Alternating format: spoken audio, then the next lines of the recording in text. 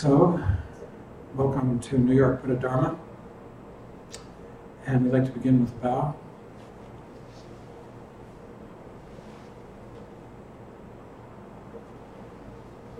Tonight's topic is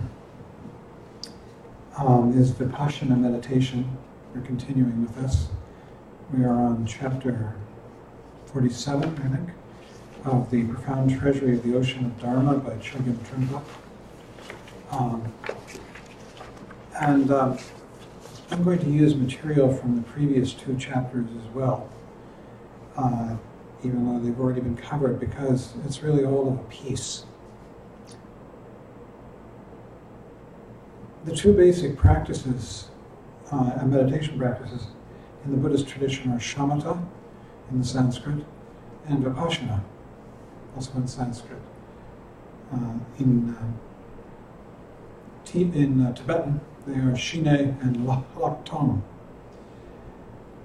Shamatha or shine means abiding in peace, and vipassana or lakton means literally superior seeing, although it's usually translated as awareness practice or something similar as insight practice. Shamatha practice is a practice that's done not only by Buddhists but also within the Hindu tradition, and so Buddhists call it the common practice because it's held in common with the Hindu tradition. However, Vipassana is only practiced by Buddhists. There is a natural progression from shamatha to vipassana. Although you never stop practicing shamatha, it becomes part of your vipassana practice. But the main point of shamatha is that we sit and we focus one-pointedly on an object.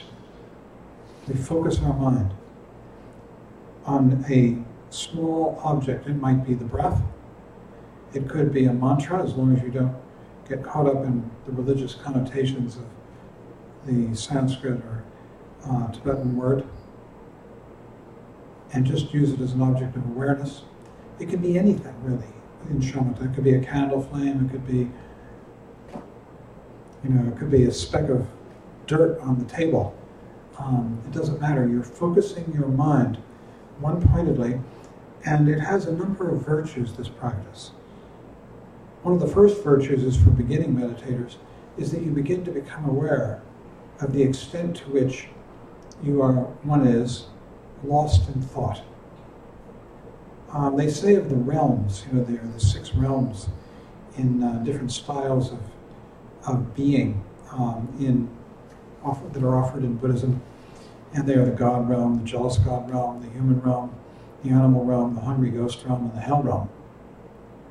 And of these, one of the characteristics of the human realm is that human beings are deluged with discursive thought compared to the other realms.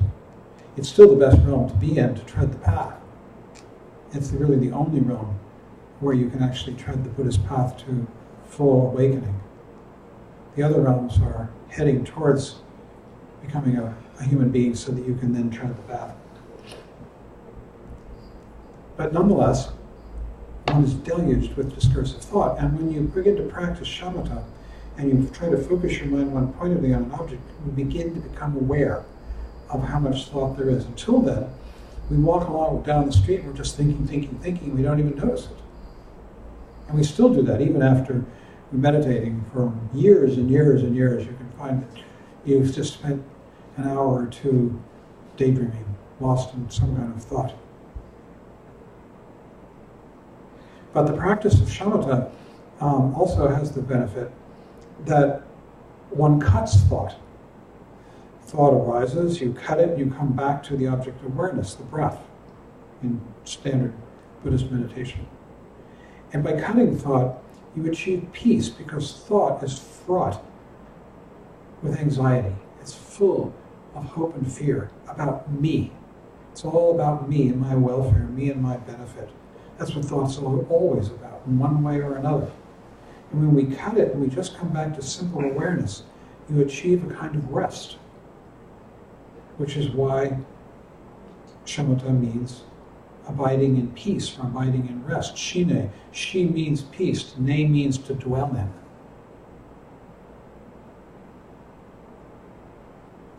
So these are two of the benefits of shamatha. And the third benefit is that you begin to be able to actually use your mind in a more intelligent and constructive way. You can focus it. It's very important to develop the ability to focus your mind in order to meditate in general and to study. Otherwise, we're just scattered. And we sit and we listen to a talk or a lecture, and our minds are all over the place. And we walk out and we haven't learned anything, perhaps. And this can be throughout our lives.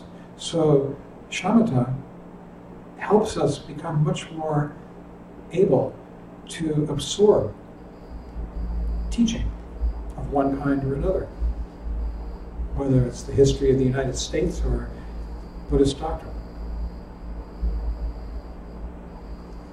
And so after we've been practicing shamatha for a while, we become much more settled people. We become much calmer.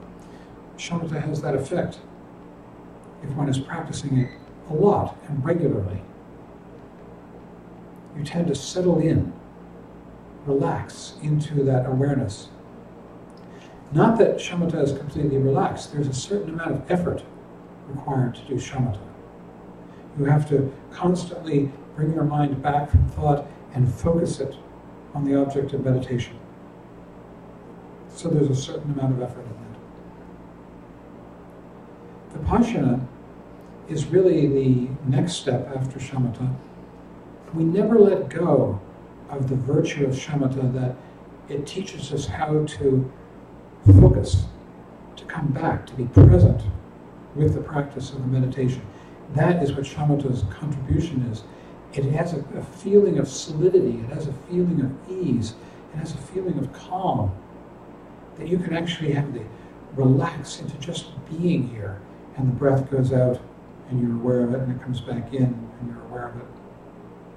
That kind of calm and awareness can be applied to Vipassana as well. But with Vipassana, we are aware of the whole environment.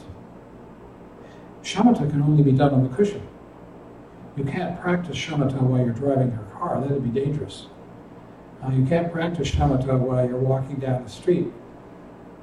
Vipassana, though, is actually best done off the cushion. It's also, you can do it on the cushion, no problem. It's a good thing to do it on the cushion. But it's even better to do it in the course of your daily life, to just come back from thought with this open, wide awareness of the present situation. It's very relaxed. It requires no focus, so it doesn't require that kind of effort that shamatha does. And in fact, it teaches us to be much more relaxed. And by practicing Vipassana, we become much more intelligent, because we are coming back from thought into the present situation, and we're seeing that situation without thought. Now, thought says, I like this person, I don't like that person. But when you let those thoughts go, you just see people, or whatever you're looking at, as it is in its own right. This is called the development of prajna, or superior seeing, superior intellect. Because we're not seeing the world as we experience it through a veil of thought. But every time we come back and open our mind, we're just here, and we're seeing it more and more as we practice, as it is, in its own right. Not only that, but it goes much further. Vipassana is the entrance from the Hinayana stage of the path, the beginning stage of the path, into the Mahayana stage of the path, where it really becomes the understanding of emptiness, shunyata. when one begins to come fully into the present moment, then there is no reference back and forth between I and other. Things are just there. And stripped of those ideas about them, of I and other, we begin to experience the world and ourselves as empty of the I-other game. The I-other game is as soon as we think that I exist and the other exists, then we want to know what's the relationship. Is it good? Is it bad? Is it going to help me? Is it going to make me unhappy? But as we come back and we begin to wake up into this present moment, that evaporates, that I-other game, that I-other relationship. And instead, things are just what they are. And what they are in the present moment is utterly empty of any past or future. They are utterly interdependent with everything that's arising in the present moment. Everything is interdependent and interconnected. And we begin to tune into that. The idea of interdependence, which only happens, only begins to be experienced through practice of Vipashyana, ultimately becomes the notion of emptiness, shunyata. Because if everything is utterly interdependent, then nothing has its own separate being. Everything is just a facet of everything else that is constantly shifting, like these words that come out of my mouth. So, really the experience of Vipashyana leads into a kind of groundlessness, which is a good thing. That we are giving up the false notion of me and my location. We constantly feel like we're located somewhere and like we're going from here to there.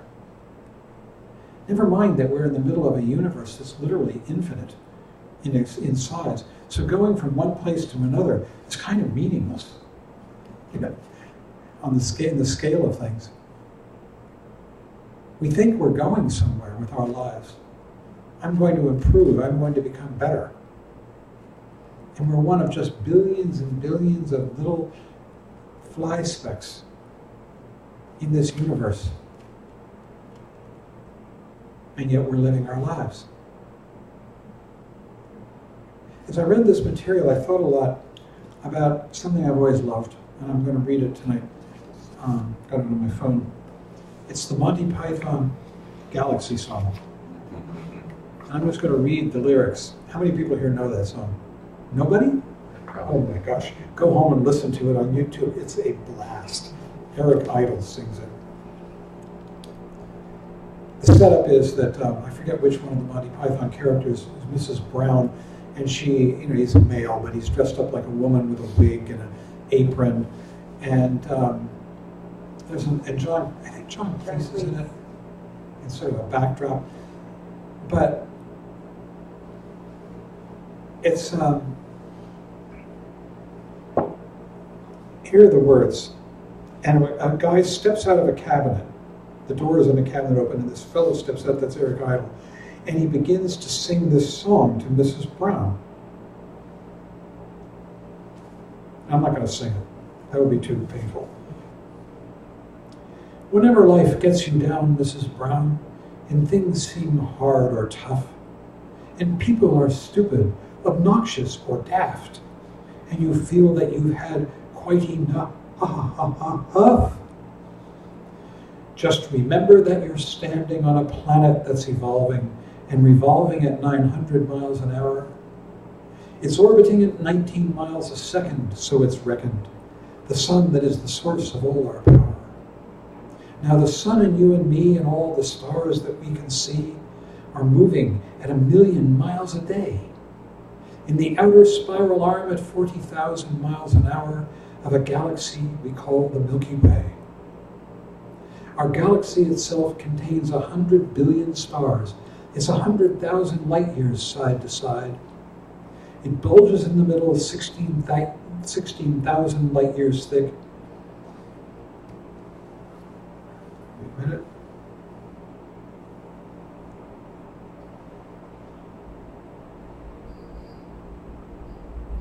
But out by us, it's just 3,000 light years wide. We're 30,000 light years from galactic central point. We go round every 200 million years.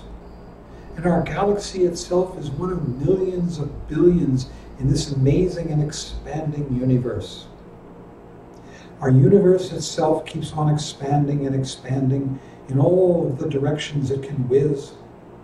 As fast as it can go, at the speed of light, 12 million miles a minute, and that's the fastest speed there is. So remember, when you're feeling very small and insecure, how amazingly unlikely is your birth. And pray that there is intelligent life somewhere out in space, because there's bugger all down here on Earth. Gotta listen to it on YouTube. He does a beautiful job singing it. But I mean, the size of the universe is absolutely infinite.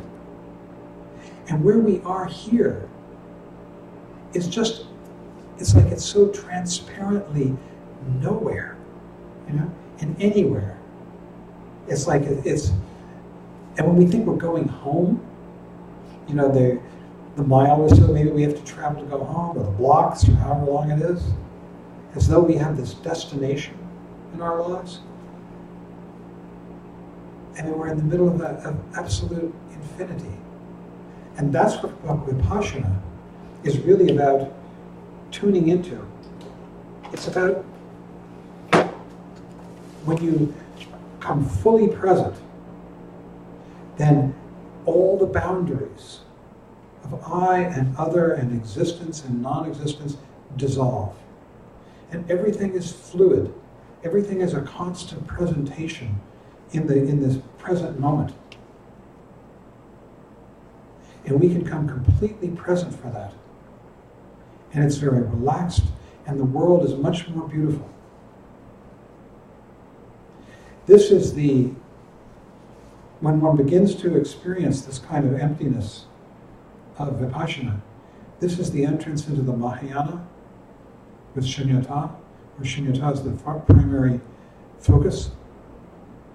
And beyond that, into the Vajrayana, where the beauty of the phenomenal world as it arises insubstantially and passes away continuously in the present moment is the focus.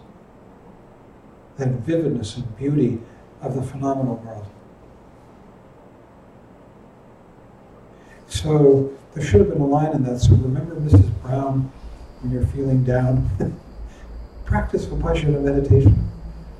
It'll bring you back to your life, cheer you up, wake you up, and make you much more part of the real world, as it absolutely really is. So that's, I think, all I have to say tonight. And Rinpoche said it so much better in those chapters.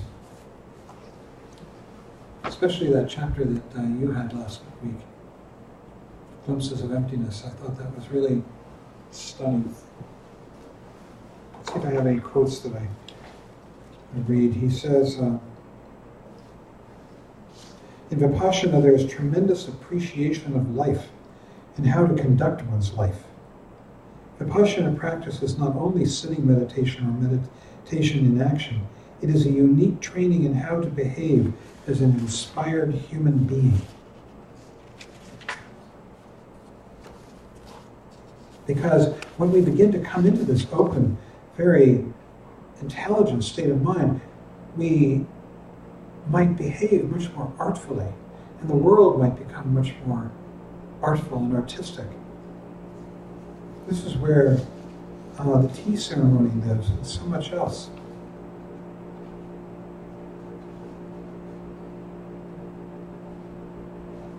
He says of this is really getting to it. Talking about as you get further and further into Vipassana, you begin to realize that you do not have an origin, that you don't belong anywhere. I mean, contemplate that for a minute. Is that possible? That we don't have an origin? And that we don't belong anywhere? That the whole thing is a myth? That, I was even born? Just a story we tell ourselves? And I'm going to die?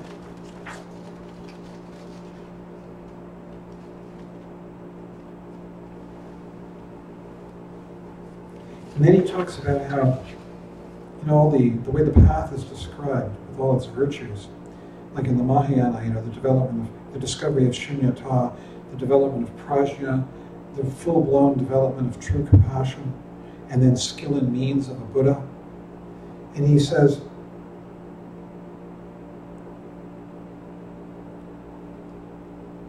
he's talking about what it feels like to be on the path. There is lots of fear. It is as if you are riding and you lose your grip on the reins, or as if your car begins to go by itself and the steering wheel doesn't work. Something slowly begins to take over as you practice, so that the path comes to you. You don't go to the path.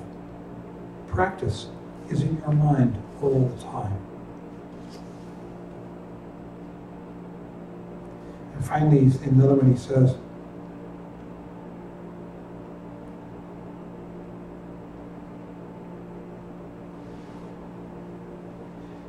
if you don't have an attitude of competitiveness, then realizing that there is no ground becomes a source of celebration and joy.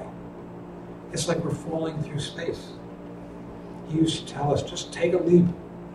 I remember there was a tagline going around in emails for a while among my Dharma brothers and sisters, and it said, it was from him, it was a quote from Trungpa Rinpoche, and it said, "The bad news is you're falling through centerless space. The good news is there is no ground."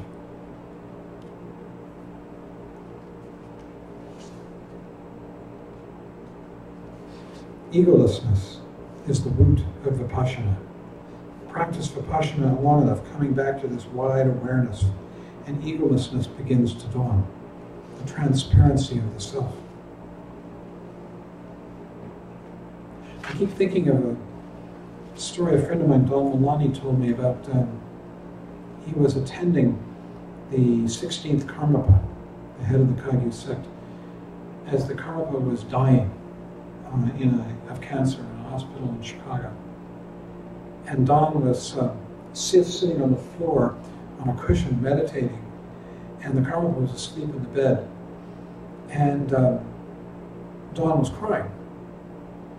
And suddenly he felt a hand on the top of his head.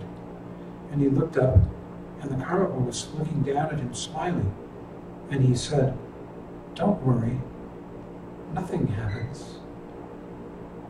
And I think that that's a real statement about the present moment, seen through the mind of shamatha, or emptiness.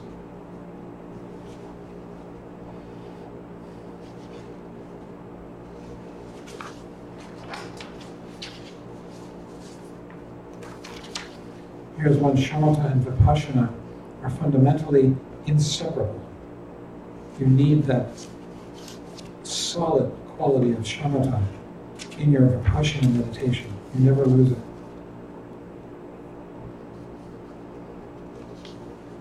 I'll just read a couple things. He says, meaningless thoughts also have to be conquered.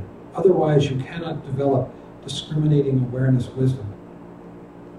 And then the idea is, what he's encouraging us to do, is to have no gaps in our awareness. Just to be continually awake in the present moment. There's a tall order. Speaking for myself. What do you think? But I mean, wow. If one were constantly resting in this present moment, one's life would change in a lot of ways. You are not allowing any gaps in your awareness, none whatsoever! Exclamation point. When you practice mindfulness, you concentrate on one particular area. Mindfulness means, this is word for shamatha. And when you stop concentrating on that one area, you relax. However, that relaxation is looked at by awareness. So the pinpoint, as well as the sense of general radiation, is covered completely. And here's one. Undisciplined mind. That means the mind is constantly scattered and moving from one thought to another, is conquered by shamatha practice. Individualistic mind is conquered by Vipashyana. And what that means is the mind that believes in a self. Me, I. Vipashyana is based on dealing with the ego. You could practice Vipashyana during all your waking hours, while you're taking a shower, while you're brushing your hair, while you're pressing your clothes, or while you're preparing your cup of tea. It would be helpful to practice Vipashyana. So that's all I have to say. We can have a discussion. I've loved the Galaxy song for years. It's so sweet. You should listen to it sometime. It's really, they step out into the universe. This singer who is a male, and he's singing to Mrs. Brown, who's looking like this, you know. And they step out into the universe, and there's stars and planets going by. And he's singing the song. It's just terrific. Okay. Did anyone take the other mic? It's right behind you. Ah.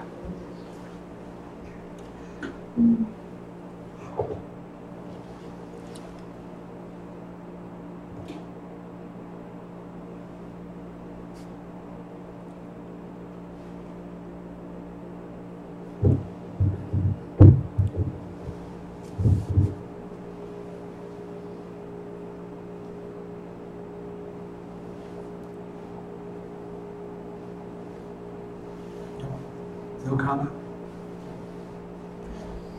Or can you pass the mic to Sean? Oh. Ryan. So, one of the practices, the practice that you can do driving the car, I've tried that. Oh, wow. Sorry about that. No, it's not you. It's a feedback. So while the practice, Vipashyana. I've tried it at different times. I've tried it just doing simple tasks, and it has a really interesting effect. It makes the tasks more, actually doing the task become almost enjoyable, as opposed to being irritating, because of the state of mind. My state of mind is different. I do it periodically, but I don't do it continuously. It's something I do once in a while when I'm aware that, okay, I'm about to do something boring, so I enter into the more meditative conscious state, and it becomes a better experience. That includes staining tile in the bathroom and all kinds of things that are not usually considered fun activities. But actually, to do it all the time, to do it most of the time, that sounds like it would be hard to do. You have to constantly remind yourself to do it, and especially if there's a situation like a subway situation or something that's a little more stressful, it's hard to control the tendency to become on guard and irritated. And so it's a little bit difficult. It's easier doing a task where you're alone. It's harder, it seems, when you have a lot of people around and there's maybe a crisis or some sort of incident. Is it supposed to be done during a crisis also? Is that something that can be done during a crisis? That's what they say. Okay, that's... Yeah. I think, that there are people who manage to develop that and the ability to stay completely awake. Yeah. During the burning building. During the burning building sort of state, right? Yeah, even then. I remember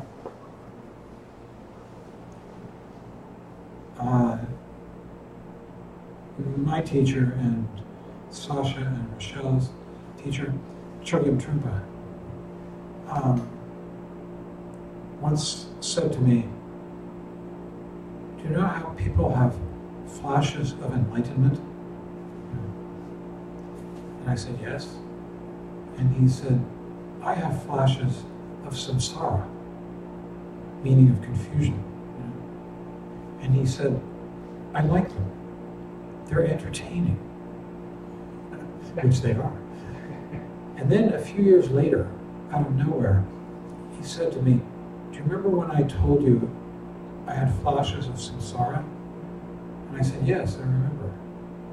He said, they've stopped. I miss them. So it's interesting, but it's helpful in that way, in the obvious way, but it's also helpful in another subtler way. And that is that he was sort of watching himself. He wasn't doing it. He was just watching what was happening to his mind. And I think that when we practice Vipashyana, remember there was that part in here, I forget where it was, that he actually said that at some point this process, the process of meditation, begins to happen to you. And you don't have to do it. You don't have to go out there and make it happen. You just keep putting yourself on the cushion, remembering to come back, and at some point it begins to come toward you. Instead of we constantly feel like we're chasing it. And I think it requires a dedication to the practice, that one has to have a regular practice, on the meditation cushion. The longer the better. And that, within the balance of practicality. And that also that as one walks down the street, when one tries to remember to come back. We used to try all kinds of things. I remember going and going to an office supply store and getting these orange circles, stickers. You peel them off, and orange is the color of the Kagyu sect, and it's a Buddhist color. And I would put the sticker on my gear shift knob, on my coffee cup, on the telephone. And we had telephones back in those days. On the telephone receiver, anything to try and remind myself to wake up, to come back. We tried writing things on our hands, initials they remind us to come back. And the problem is that after a while you stop looking, or you look right at it and you're still lost in thought. But it's worth the effort. And the interesting thing is, I think that it's really true in my experience, that in my small way, tiny way, that the practice is beginning to come to me to some extent, some modest extent, after 50 years of practice, 50 years of not the best practice. But I think it's absolutely true that what he's saying, he testified to it in his own experience, and he suggested that we could experience this as well. But I think it takes a devotion to the practice. When you sit down on the cushion, you are giving up ego. That's why it's so hard.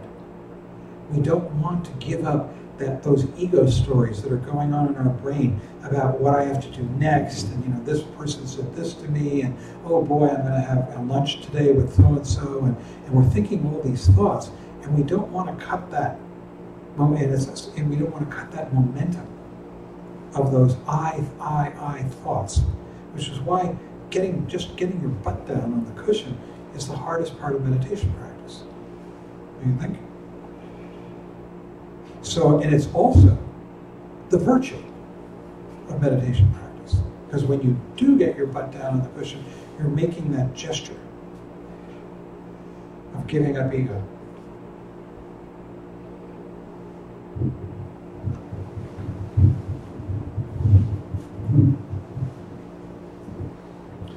Also, that's loud.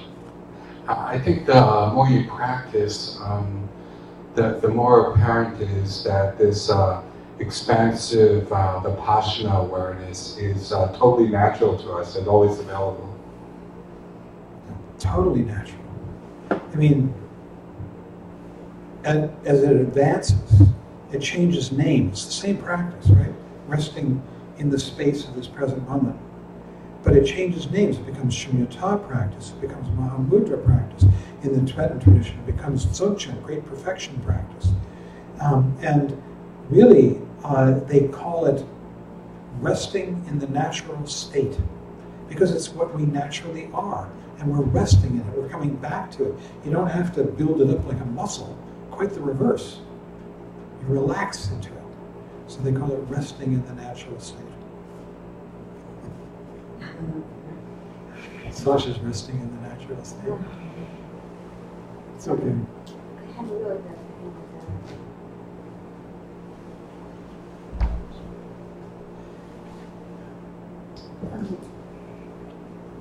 I find that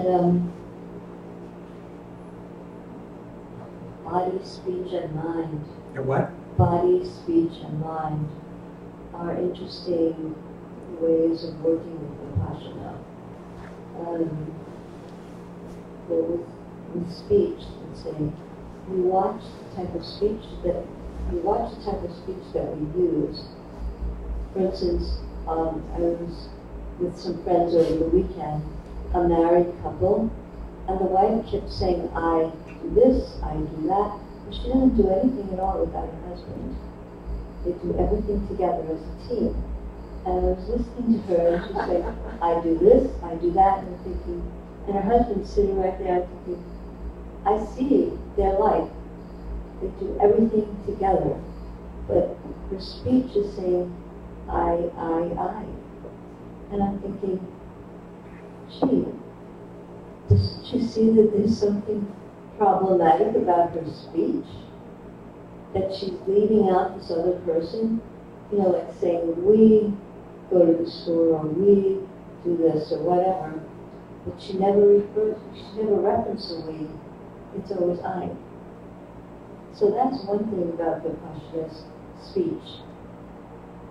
How we use our language to work with space.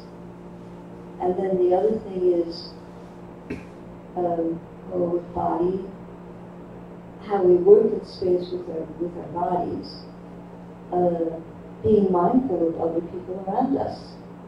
So let's say you're sitting at a table with people, and you're taking up your elbows, or the way, not offering someone the bread basket, for instance, or something like that.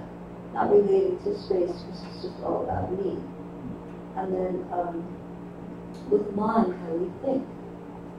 So we put our keys away, and we're not even relating to the fact that we have keys in our hand, we're locking the door, and then put the key in our pocket. Say, okay, the key is in my pocket, really bringing oneself back into the present moment constantly. Because no sooner have we locked the door, than we're already out the door thinking about something else.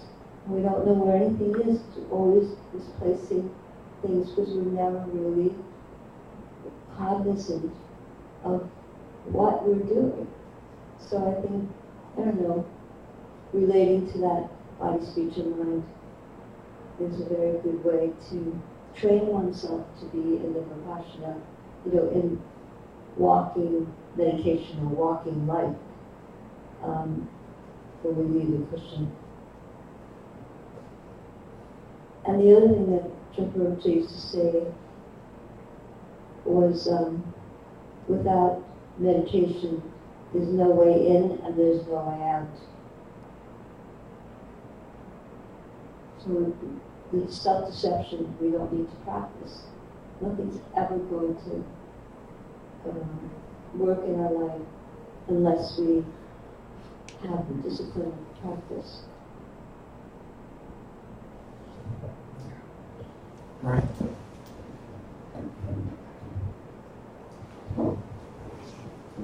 This is a side comment.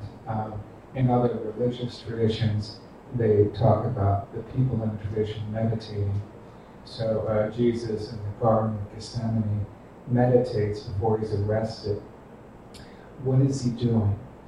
That's what I'm curious about. I mean, that phrase meditation shows up in the translation. How is he meditating? And then medieval monks. meditate. How are they meditating? And how is it connected to Buddhist meditation? I don't know the answer to that. I wonder if somebody does. I think it's confused by the issue of the translation. You see, there are many words that are translated as meditation from the Buddhist tradition. There's dhyana, there's some, I'm trying to think of, I can't think of all, there are a number of Sanskrit terms that are translated all by meditation. And they have slightly different meanings. For instance, there's shamatha, there's Vipashyana. These are all, could be translated as meditation. Dhyana is a general word that means meditation. And samadhi is, a mental state that's achieved through meditation. It means sort of, it can mean a number of different things, but most commonly it means a state of concentration. The word meditation, as it developed in the West, before the advent of Eastern religions, generally it was used in the Christian tradition more in the sense of what we call contemplation, that you would meditate on a subject, you would meditate on kindness, you would meditate on charity, you would meditate on sorrow or suffering and death. You would meditate on these subjects and think about them. So that's as near as I know. I mean, I know that certainly, in the Christian tradition before the appearance of Buddhism, that's what the word meditation meant. They weren't doing the kind of meditation that you and I are doing here in this. That's what I assumed. No. Yeah, it was not. Yeah, I assumed that type of meditation was limited to northern India and parts of Asia, and then eventually it came to Europe. Now, there did develop some practices, and I don't know the timing on this. For instance, in the Quaker Church, there are practices of what they call meditation that are much closer to what we do as Buddhists, where they work with our minds in a particular way. And I've heard about it, but I've never experienced it.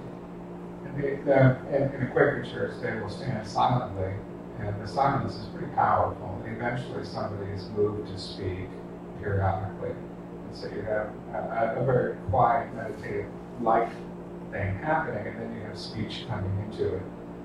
It's almost like the meditation creates the opportunity for a person to suddenly think about something important. But then they're not avoiding, they're not pushing back their thoughts. So it's not really meditation in the Buddhist sense, but at least the silence makes it look like there is something going on akin to some sort of quiet meditation, like a Buddhist meditation. But yeah, it is still different in the Quaker tradition, I think.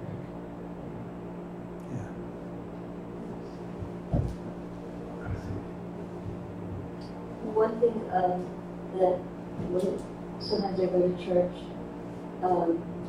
that I find very inspiring in terms of Vipashyana, I would say, is the minister will say, please shake hands with the person standing next to you on your right and your left. So everyone pauses, and then you turn to your right and you shake that person's hand, and you wish them well, and then you shake the other person's hand and wish them well. And I mean, most people regularly wouldn't even look at someone else or talk to someone else, but this gives you the opportunity to be in a space and look at people around you and say hello to them or acknowledge them, which is kind of I think, kind of a nice tradition.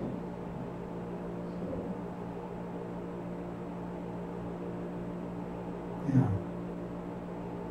But I think that the meditation in Christianity or even Judaism is more of a contemplation.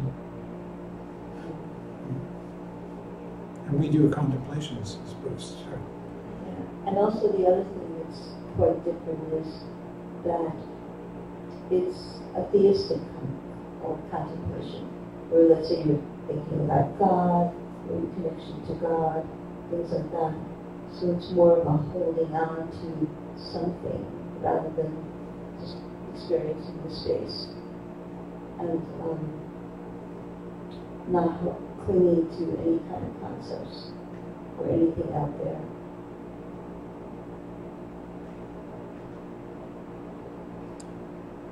well, perhaps we should end. I guess the thing that I was trying to communicate that sort of was dawning on me as I was listening and reading Trungpa Rinpoche and listening to his voice, as it were. You know, it's an old teaching that Vipashyana leads you to the understanding of emptiness, which means ultimately the understanding that there is no I, that it's just a fiction, and that there is no other. These things don't exist. And what they mean by that, when they say, actually what they say is they have no own being. That's the term in the teachings. They have no own being, sva bhava. And what they mean by that is there are three qualities of own being that are denied. One is permanence through time, that nothing endures through time. In fact, time itself is a myth, just a thought, the past and the future. So there is no endurance, eternality, I'd say. And the second quality that's denied, that things are assumed to have if they exist, is being unitary, one thing. That I is just one thing. Maybe I'm not my hand or my arm or this particular aspect of the body, but the feeling of it is that I is one thing. And they deny that there is no such thing as one thing. Find it. Show it to me. Everything has parts. And the parts have parts. And then the third thing that's denied is independence. When a thing is said to have own being, svabhava, it exists independent of anything else. It doesn't require anything else to be.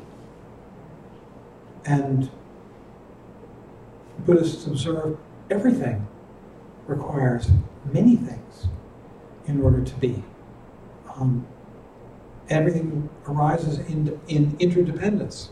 Not only in a conceptual way, you might think of, like I'm dependent on my having breakfast tomorrow morning and so forth, but actually, as things arise in this present moment, everything is part of a matrix, always, of air and floor and other people and things that are coming and going and sounds and thoughts, and everything is part of this three-dimensional, four-dimensional in time, constantly changing movie. It's all of a piece. It's like if you took a movie, a film, and you couldn't take one little piece out of that frame, the whole would ruin the whole film. You can't do it. Everything is interdependent.